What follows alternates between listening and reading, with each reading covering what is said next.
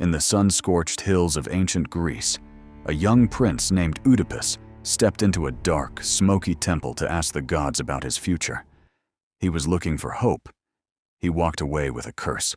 The whisper of the oracle echoed like thunder in his mind. You will murder your father. You will lie with your mother. Terrified of the monster he might become, Oedipus didn't hesitate. He fled his home of Corinth that very night, swearing never to look back.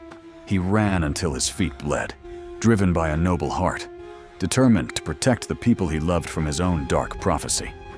He thought every mile he put between himself and home was a victory, but fate was already weaving its net.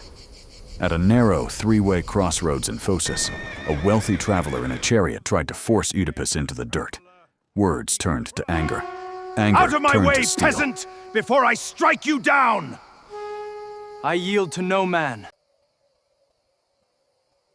In a sudden, violent flash of self-defense, Oedipus struck the arrogant old man dead and walked away, unaware of the horror he had just unleashed. The man dying in the dirt was King Laius of Thebes. He wasn't just a stranger, he was Oedipus's biological father. Continuing down the road, Oedipus arrived at the gates of plagued Thebes.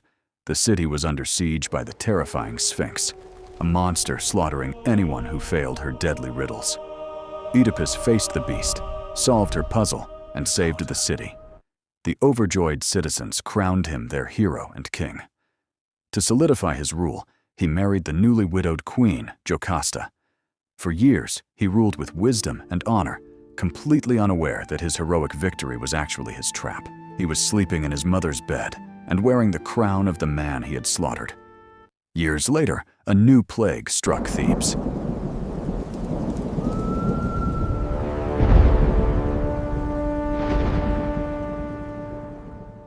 Seeking answers, Oedipus vowed to find the murderer of the old king and banish him.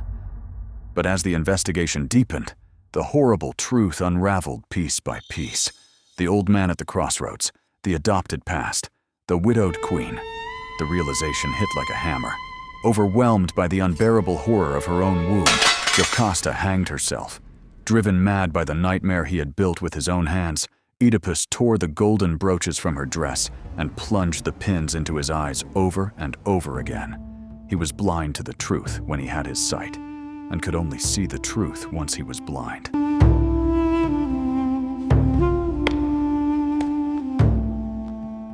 Once he was blind, Oedipus spent his remaining days wandering the earth, a tragic hero ruined not by evil, but by his desperate attempt to run away from fate.